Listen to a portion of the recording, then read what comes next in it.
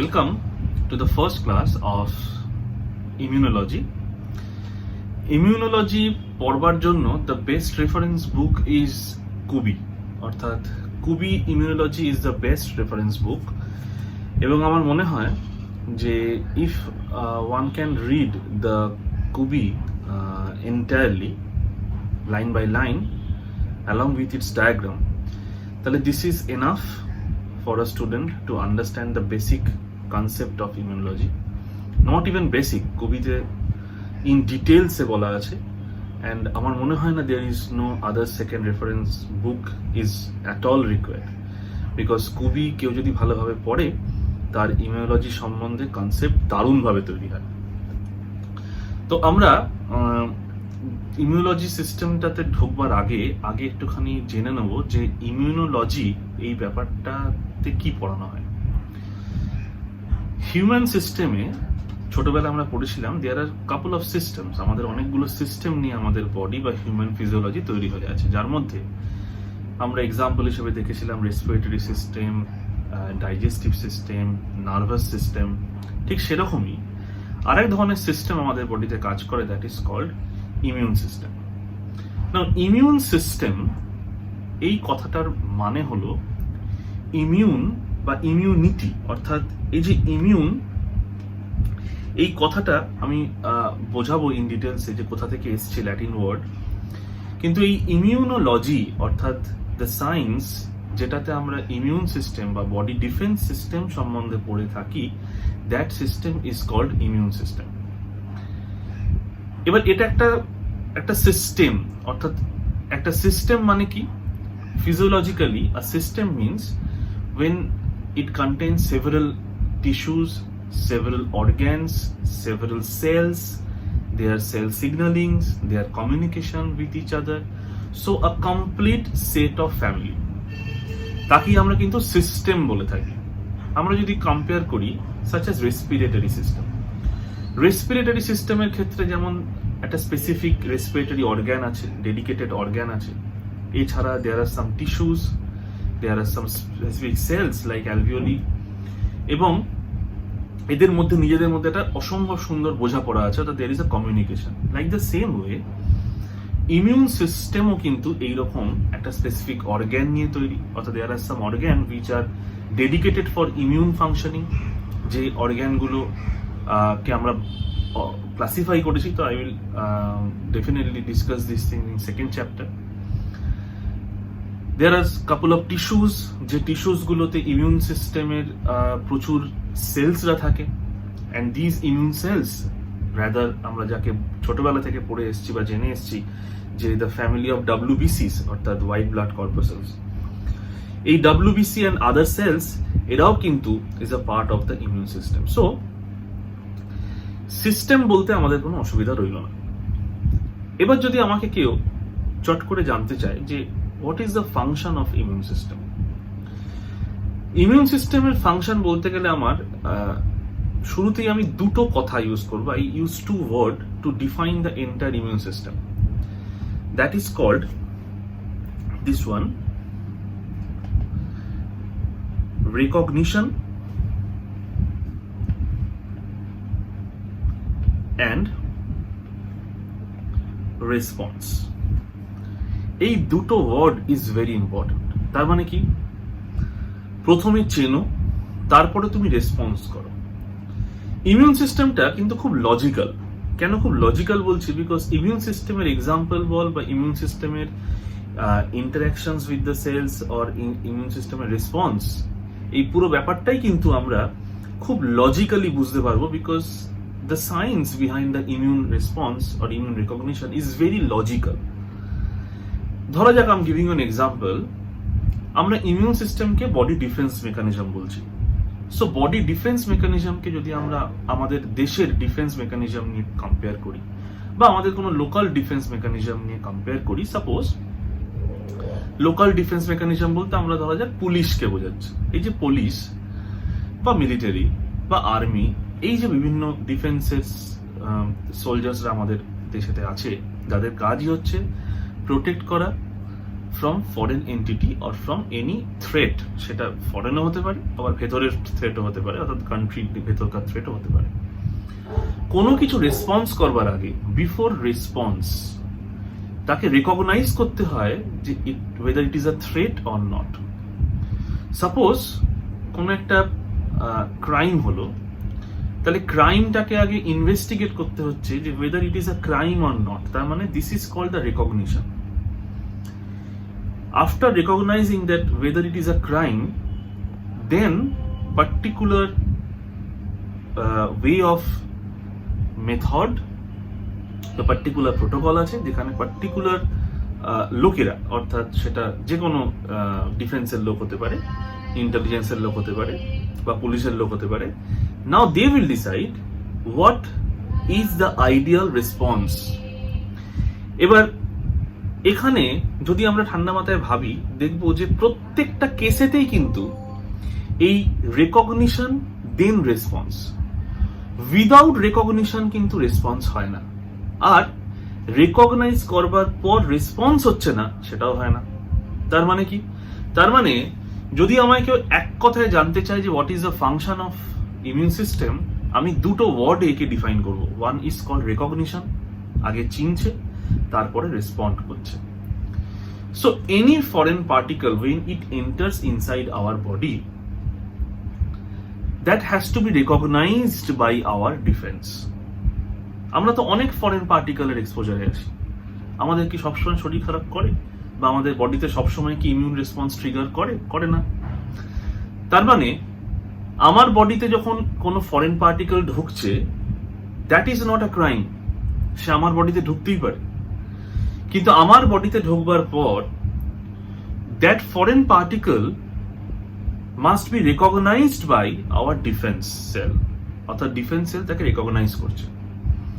When defense cell recognize it and identify that this is not a threat, then the response is null, or zero. There is no response, or there is no cellular movement or communication, cell communication, nothing happened. But if it was recognized as a threat, then and there our body start producing more and more defense cells, more and more chemicals, cell communications will be at higher level, এবং ধীরে ধীরে the target of the response team is to neutralize the threat. So this is the basis of the immune system.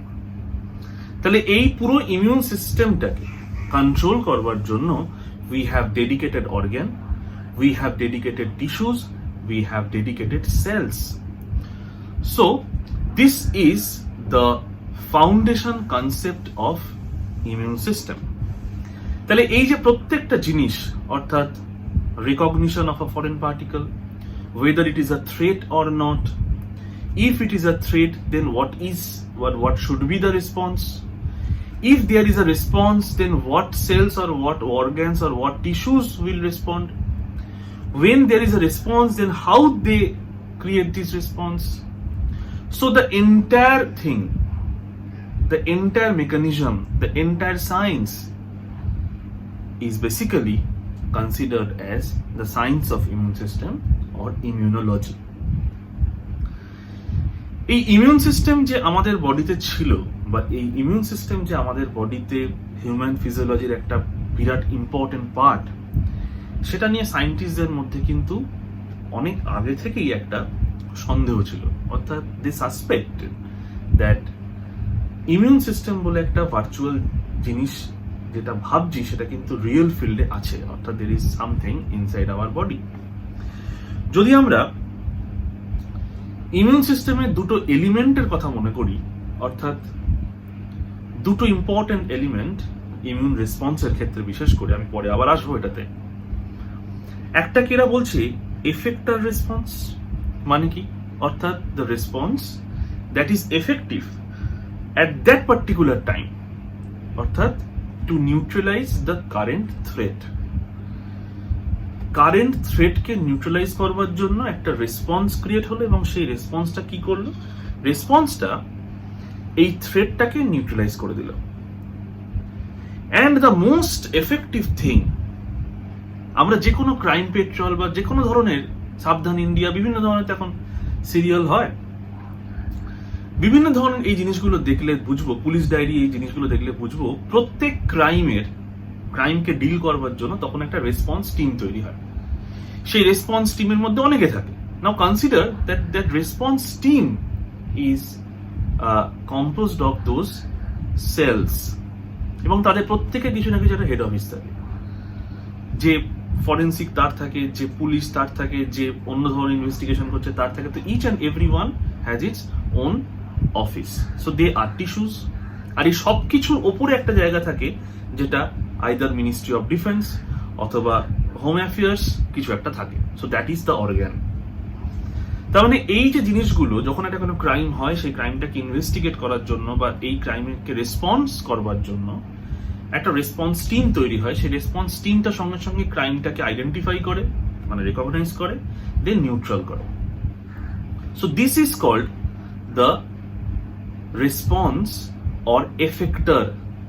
তার মানে effector response হিসেবে একেই আমরা চিনলাম।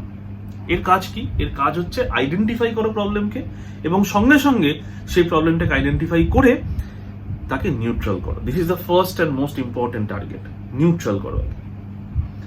What is the second beauty of this response? সেটা হচ্ছে মেমোরি। তোরা দেখবি এই ইনভেস্টিগেশন গুলো যখন দেখায়, each and every criminal or each and every crime has a record. একটা রেকর্ড থাকে, একটা ফাইল তৈরি হয় যে কি ক্রাইম হয়েছিল, কারা কারা ইনভলভ ছিল, কিভাবে রেসপন্স করা হয়েছিল, ডিটেলস অফ ইট। এবং সেই ডেটাটা বা সেই ইনফরমেশনটা বা সেই ফাইলটা কিন্তু প্রপারলি প্রিজার্ভড হয়। আমাদের বডিতেও কিন্তু এক্স্যাক্টলি তাই। আমাদের বডিতেও একটা মেমোরি রেসপন্স তৈরি হয়, then that memory response is nothing but this record keeping method. অর্থাৎ যে অ্যান্টিজেন ঢুকেছিল বা যে ফরেন থ্রেট এসেছিল, তার ডিটেলস, তার ইন্ট্রিকেট ডিটেল আমার বডিতে কিন্তু সেভ হয়ে রইল। কেন সেভ হয়ে রইল? সেভ হয়ে রইল বিকজ ইন নিয়ার ফিউচার যদি এই থ্রেটটা আবার আসে, তাহলে আমাকে রেকগনাইজ করে আর সময় নষ্ট করতে হবে না, বিকজ এর এভরি ডিটেলস আর অলরেডি কেপ্ট। তার মানে, take it as an example, if there is a terrorist attack and if that attack was done by a group called Al-Qaeda, তার মানে it is clear every country or every sensitive country, they have a clean record of Al-Qaeda. সে পুরো রেকর্ডটা ধরা আছে। কোনো bomb blast হওয়ার পর বা কোনো টেররিস্ট অ্যাটাক হওয়ার পর যখন টিভিতে বা নিউজ চ্যানেলে বিভিন্ন জায়গায় এটা ডিসপ্লে করা হয় বা তারা জানতে পারে ইন্টেলিজেন্সটা, ইটস ডান বাই আল কায়দা। এবার আল কায়দা কে, আল কায়দা কি, আল কায়দার মধ্যে কারা কারা মেম্বার, কি তার হায়ার কি, এগুলো কি জানার দরকার আছে? না, বিকজ আল কায়দা সম্বন্ধে ডেটা আর অ্যাভেলেবল, সমস্ত ডেটা আমাদের সিস্টেমের মধ্যে অলরেডি আছে। তাহলে তার এগেনস্টে যখন রেসপন্সটা হবে, সেই রেসপন্সটা স্লো রেসপন্স হবে না, সেটা অনেক ফাস্ট রেসপন্স হবে। রাইট, অনেক ফাস্ট রেসপন্স হবে। যদি এটা কোনো নতুন হয়, ধরা যাক নতুন একটা টেররিস্ট গ্রুপ এলো, নাম হচ্ছে ধরা যাক আল ফায়দা, সে এসে বললো, পরের দিন বললো যে এই বোম ব্লাস্টের জন্য আমরা রেসপন্সিবল, আমরা আল ফায়দা। আচ্ছা, এই আল ফায়দাটা কি আগের মতো? না, এটা নতুন। তাহলে এর এগেনস্টে আমাকে পুরো রেকগনিশনটা করতে হবে, পুরো ডেটাটা তৈরি করতে হবে। So it needs time. তার মানে যদি নতুন কোনো অ্যান্টিজেনিক থ্রেট আসে, তাহলে সেই নতুন অ্যান্টিজেনিক থ্রেট অলরেডি আমাদের বডিতে আছে, এবং সেই অ্যান্টিজেনিক থ্রেট যারা আমাদের বডিতে রেসপন্স টিম, তারা তার এগেনস্টে পুরো ডেটাটা তৈরি করছে। So it needs time. But যদি অলরেডি আমাদের বডিতে মেমোরি হিসেবে থেকে যাওয়া কোনো ফরেন অ্যান্টিজেন আবার রিইনফেক্ট করে, কি করছে? রিইনফেক্ট, তাহলে আমার বডিতে এবার যে মুভ করছে, that is the memory response. তখন এই রেসপন্স কি হবে? Much much ফাস্টার than the primary response. So this is the beauty of immune system. এটাই হচ্ছে সবথেকে বড় বিউটি। যেটা আমি আগে আলোচনা করছিলাম, যদি আমরা এবার হিস্টোরিক্যাল পার্সপেক্টিভের দিকে আসি, তাহলে দেখব কত ইম্পর্টেন্ট ফাইন্ডিংস দেখ। হিস্টোরিক্যাল পার্সপেক্টিভেতে বলছে এই ইমিউনোলজি বা ইমিউন কথাটা এসছে কোত্থেকে না, ল্যাটিন ওয়ার্ড ইমিউনিস, যার মানে এক্সাম্পট, অর্থাৎ is the source of the English word immunity meaning the state of protection from the infectious disease, অর্থাৎ ইনফেকশাস ডিজিজ থেকে এক্সাম্পট করো। সো ল্যাটিন ওয়ার্ড ইমিউনিস থেকে কথাটা এসছে। কতটা প্রাচীন, কতটা ওল্ড এই কনসেপ্ট, 430 বিসিতে একজন ফিলোসফার উনি এটা ডিসক্রাইব করেন যে তখনকার দিনে তো প্লেগ এরকম আজকের এরকম এপিডেমিক বা এন্ডেমিক হয়ে যেত, প্যান্ডেমিক হয়ে যেত। বলছে প্লেগ ইন অ্যাথেন্স যখন হয়েছিল তখন উনি লিখেছিলেন 430 বিসি, মাইন্ড দ্য টাইমলাইন, যে those who had recovered from the plague could nurse the sick because they would not contract the disease a second time. কত বড় কথা! তেমন উনি কি বলতে চেয়েছেন? উনি বলতে চেয়েছেন যার মধ্যে অলরেডি প্লেগ একবার হয়ে গেছে সে নতুন যারা ইনফেক্টেড তাদেরকে নার্সিং করতে পারবে, তার মানে যার হয়ে গেছে তার মধ্যে রেজিস্ট্যান্স ডেভেলপ করে গেছে। শুধু তাই নয়, আরো কত ইম্পর্টেন্ট জিনিস এখানে আসতে শুরু করে দেয়। বলছে the first recorded attempt to induce immunity. Induce immunity কথাটা মানে কি? ইমিউন সিস্টেমকে ট্রিগার করানো, অর্থাৎ ইমিউন সিস্টেমকে ট্রিগার করানো to protect you, kind of a vaccination কিন্তু, অর্থাৎ তুমি ইমিউন সিস্টেমকে ট্রিগার করছো from possible threat. Deliberately were performed by the Chinese and Turks in 15th century, 15 Shatabdi. 15th সেঞ্চুরিতে কি করা হতো? বলছে dried crust of derive from smallpox pustules, অর্থাৎ স্মল পক্সের যে ফিস্টিউলস গুলো হয় সেগুলোকে নিয়ে এসে ড্রাই করে তার যে ক্রাস্ট তৈরি হয় সেইটা ছোট ছোট স্কিনে কাট করে সেখানে ঢুকিয়ে দেওয়া হতো। This technique is called variolation. তাতে কি হতো? তাতে তোমার বডিতে তার এগেনস্ট একটা অ্যান্টিবডি জেনারেট করতো, মাইল্ড বাট অ্যান্টিবডি জেনারেশন শুরু হয়ে যেত। তার মানে যখন ইন রিয়েলিটি তোমাকে স্মল পক্স অ্যাটাক করবে তখন অলরেডি তোমার কাছে একটা স্মল পক্সের অলরেডি একটা ভ্যাকসিনেশন হয়ে গেছে। তার মানে তোমাকে আমি আগে থেকে একটা স্মল পক্সের ড্রাইড টেকনিক, হ্যাঁ এর মধ্যে অনেক প্রশ্ন আসতে পারে যে স্যার তাহলে তো পেশেন্টটা স্মল পক্স এফেক্টেড হয়ে গেল। হ্যাঁ কিছুটা তো এফেক্টেড হলোই, কিন্তু এমন ভাবেই করা হতো, এটা তো খুব রাফ, বুঝতেই পারছিস খুবই ইম্পিওর একটা মেথড, বাট মানে ডেলিভারেটলি করা হতো এগুলো ইনডিউস ইমিউনিটি করার জন্য, অর্থাৎ ইমিউনিটিকে ট্রিগার করানোর জন্য, যে তোমাকে আমি আগে থেকে একটা লো ডোজ ইনফেকশন দিয়ে দিলাম, তাহলে তোমার বডিতে অ্যান্টিবডি জেনারেট করে গেল, সো দ্যাট তুমি যখন ইন এক্সপোজারে আসবে, অরিজিনাল এক্সপোজারে আসবে, তখন অলরেডি তোমার বডিতে অ্যান্টিবডি থাকার জন্য, মেমোরি সেল থাকার জন্য সে ফাইট ব্যাক করবে। যেমন এখানে একটা এক্সাম্পল দিয়েছে, দেখ in 1718 Lady Mary Wortley Montagu, the wife of British ambassador to Constantinople, observed the positive effect of variolation on the native population and had the technique performed on her own children. তার মানে জিনিসটা কিভাবে popularise হতো? তখনকার দিনের এরা তো বিরাট বড় বড় সব মানুষ, এদের দিকে তাকিয়ে আছে কয়েক হাজার লোক, এরা নিজেদের বাড়িতে নিজেদের বাড়ির লোককে এইভাবে ইমিউনাইজ করে দেখাতো যে দেখো আমি যখন করছি তাহলে তুমি করবে না কেন।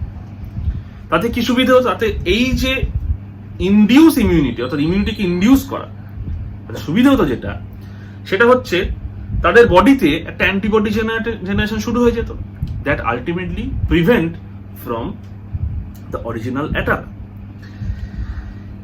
এই মেথডটাই কিন্তু হিস্ট্রি অফ মাইক্রোবায়োলজিতে পড়ানো হয় এডওয়ার্ড জেনারের মেথড ইন 1798, যেখানে উনি কিন্তু, এটা খুব বিখ্যাত একটা জিনিস, কারণ এডওয়ার্ড জেনার কি আমরা বলি ফাদার অফ ভ্যাকসিনেশন, উনি কিন্তু mild disease cowpox were subsequently immune to smallpox, এবং উনি এটা করেছিলেন একটি বাচ্চার মধ্যে, যার মধ্যে উনি এই ফিস্টিউলস থেকে পাওয়া এই র পাস যেটা ছিল সেইটাকে ইনোকুলেট করে দিয়েছিলেন। Jenner reasoned that introducing fluid from a cowpox issues into people, অর্থাৎ ইনোকুলেট করছে যে, might protect them from the smallpox.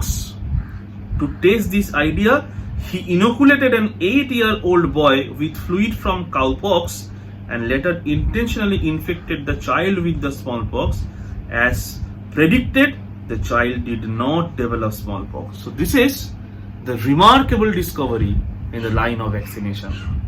যে কারণে হিস্ট্রিতেও পড়ানো হয় বা এখানেও আলাদা করে বোঝানো হচ্ছে যে why Edward Jenner known as the father of vaccination. এবার লুইস পাস্তুরের কথাও ডেফিনেটলি আমাদের মাথায় রাখতে হবে। সো এইভাবে প্রত্যেকটা সায়েন্টিস্টের কিন্তু কিছু না কিছু কন্ট্রিবিউশন আছে for the development of the immune system আর ইমিউনোলজি। এটা তো আমাদের কাছে জানা ছিল না, সেই জিনিসটাকে তো জানাতে হবে। সো এইভাবে there are several scientists, they performed several experiments এবং ধীরে ধীরে ধীরে ধীরে মানুষের কাছে ইমিউন সিস্টেমটা পরিষ্কার হতে শুরু করে, যে এই জিনিসটা কি, কিভাবে, how it respond, how it রিকগনাইজেস। তো এই পুরো ব্যাপারটা নিয়েই হচ্ছে হিস্ট্রি অফ ইমিউনোলজি, যেটা আমাদের কিন্তু খুব ভালো করে পড়তে হবে। আচ্ছা, আর্লি থিওরি অফ অ্যাটেম্পট করা হয়েছিল অ্যান্টিজেন অ্যান্টিবডি ইন্টারাকশনটাকে বোঝবার জন্য। কি জিনিসটা, আমি এই জিনিসটা আলোচনা করছি। অর্থাৎ early theories attempted to explain the specificity of the antibody antigen interaction. এটা ধরে নেওয়া হয়েছিল যে এই যে অ্যান্টিজেন ঢোকবার পর বডিতে অ্যান্টিবডি জেনারেট করছে। আজকে আমরা অনেক কিছুই জানি, কিন্তু তখনকার দিনে in 17th century 16th century এই জিনিস নিয়ে ভাবনা চিন্তা করা মানে বিরাট ব্যাপার। এই যে অ্যান্টিজেন আমাদের বডিতে ঢুকছে, তার এগেইনস্টে আমার বডিতে যে অ্যান্টিবডি ইন্টারাকশন করছে, তার মানে কি অ্যান্টিজেন অ্যান্টিবডি একে অপরকে আগে থেকে চেনে? তা তো নয়। এই জিনিসটাকে এক্সপ্লেন করবার জন্য দেয়ার ওয়াজ কাপল অফ থিওরিজ, এবং যার মধ্যে সব থেকে পপুলার হয়েছিল দুটো থিওরি, যেটাকে বলা হয়, একটাকে বলা হয় সিলেক্টিভ থিওরি আর একটাকে বলা হয় ইনস্ট্রাকশনাল থিওরি। খুব ইম্পর্টেন্ট এই দুটো। সিলেক্টিভ থিওরি কি না, selective theory basically Paul Ehrlich in 1900 সেঞ্চুরিতে উনি বলেছিলেন যে সিলেক্টিভ থিওরিতে অ্যাকচুয়ালি অ্যান্টিজেন, যদিও উনি অনেকটাই সাকসেসফুল ছিলেন ওনার থিওরিতে, পরে একটু মাইনর চেঞ্জেস হয় ইন ইনস্ট্রাকশনাল থিওরিতে। উনি বলেছিলেন অ্যান্টিজেন যখন ঢোকে তখন অ্যান্টিজেন অ্যাকচুয়ালি কোনো রিসেপ্টরের সাথে ইন্টারাকশন করে। এবার উনি কিন্তু এসব মানে অ্যান্টিবডি স্ট্রাকচার, অ্যান্টিবডি কোন সেলে থাকে, মানে এই এত ডিটেলস ব্যাপারটা তখনও কিন্তু জিনিসটা জানা যায়নি। উনি এটা মনে করতেন যে একটা রিসেপ্টরের সাথে ইন্টারাকশন হচ্ছে অ্যান্টিজেনের। অ্যান্টিজেন যখন ঢুকছে তখন অ্যান্টিজেন একটা রিসেপ্টরের সাথে ইন্টারাকশন করছে, যে আজকের দিনে যে রিসেপ্টর ইজ অ্যান্টিবডি ইন্টারাকশন করছে, এবং সেই অ্যান্টিবডির সাথে ইন্টারাকশন করবার জন্য প্রশ্নটা হচ্ছে ইন্টারাকশনটা করছে কি করে স্যার, এরা কি একে অপরকে থেকে চেনে? তো এলরিক বললেন যে না, এটা অনেকটা লক অ্যান্ড কি হাইপোথিসিসের মতো, অর্থাৎ ফিট অ্যান্ড ম্যাচ। তার মানে অ্যান্টিজেনের সাথে ওই রিসেপ্টরটা ইন্টারাকশন করছে লক অ্যান্ড কি হাইপোথিসিসের মাধ্যমে, এবং এইভাবে বেসিক্যালি সিলেক্ট করে নিচ্ছে যে কোন অ্যান্টিজেনটা, মানে কোন অ্যান্টিবডি, মানে কোন রিসেপ্টরটা is ideally fit for me. তার মানে অ্যান্টিজেন যখন ঢুকছে তখন সে সিলেক্ট করছে যে আমি কার সাথে বাইন্ড করব। শুধু যেখানটা চেঞ্জেস এর দরকার হলো, উনি বলেছিলেন যে অ্যান্টিজেন যাকে সিলেক্ট করছে সেই জিনিসটা কিন্তু অনেক পরিমাণে আছে, অর্থাৎ আমাদের বডিতে এইরকম মাল্টিপল রিসেপ্টরস প্রচুর পরিমাণে আছে। অ্যান্টিজেন যখন ঢুকছে তখন এই ইন্ডিভিজুয়াল অ্যান্টিজেন ওই স্পেসিফিক অ্যান্টিবডি রিসেপ্টর গুলোকে রেকগনাইজ করে নিচ্ছে, অর্থাৎ ওই রিসেপ্টর গুলোর সাথে ইন্টারাকশন করছে। ইনস্ট্রাকশনাল থিওরিটা একটু চেঞ্জ করলো, বললো একদম ঠিক আছে, অর্থাৎ selective theory of Paul Ehrlich was fantastic, কিন্তু একটু মাইনর চেঞ্জেস এর দরকার। এটা ঠিক যে অ্যান্টিজেন আর অ্যান্টিবডি বা অ্যান্টিজেন বা রিসেপ্টর যেটা বলা হচ্ছে, অ্যান্টিজেনের সাথে রিসেপ্টরের ইন্টারাকশনটা ডেফিনেটলি একটা লক অ্যান্ড কির মতো বা ফিট অ্যান্ড ম্যাচের মতো। কিন্তু এরপর যেটা এলরিক বলেছিল বা সিলেক্টিভ থিওরিতে বলা হয়েছিল যে এইরকম নাকি প্রচুর আছে, সেটা নয়। এখানেই গন্ডগোলটা হচ্ছে যে এটা প্রচুর নেই। There are several types of varieties of receptors. Antigen ঢুকলো, অ্যান্টিজেন ইন্টারাক্ট করলো with the several types of varieties of রিসেপ্টরের সাথে, সবটাই কিন্তু লক অ্যান্ড কি বা ফিট অ্যান্ড ম্যাচ।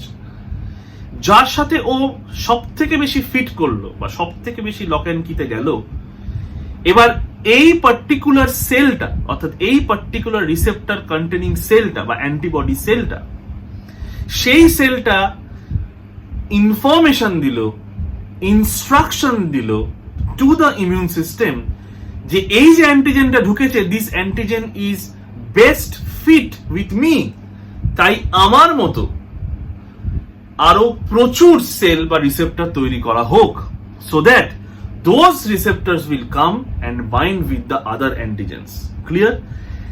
এইটাকে বলা হলো ইনস্ট্রাকশনাল থিওরি। তার মানে কি, এখানে সেল যার সাথে ফিট করলো সেই সেলটা আফটার ফিটিং ও ইনস্ট্রাক্ট করলো যে আমার মতো like me create 1000 and 1000 of receptor containing molecules so that rest of the antigen can easily bind. এই থিওরি কিন্তু পরবর্তীকালে এলো ক্লোনাল সিলেকশন থিওরি বলে আমি পড়াবো অন্য ক্লাসে। তার মানে কিভাবে জিনিসটা এলো সেটা বোঝার দরকার। অর্থাৎ what is the basic function of immune system, historical perspective of immune system, সেখান থেকে এলো আর্লি স্টাডিজ যেখানে অ্যান্টিজেন অ্যান্টিবডি ইন্টারঅ্যাকশন অর্থাৎ তাদের সিলেক্টিভিটি নিয়ে যে প্রশ্নটা উঠেছিল সেইটাকেও তারা এক্সপ্লেন করে দিল সায়েন্টিস্টরা। এই জিনিসটা পর্যন্ত অর্থাৎ এই যে বেসিক আইডিয়াটা জানানোর চেষ্টা করলাম আমি উইথ দিস ক্লাস, এটাতে বোঝা যাচ্ছে সেটা হচ্ছে যে কিভাবে ইমিউনোলজিটা ডেভেলপ করছে। So the first chapter is all about the development of the immunology and the elementary idea of the entire immune system. So this is all about the first lecture.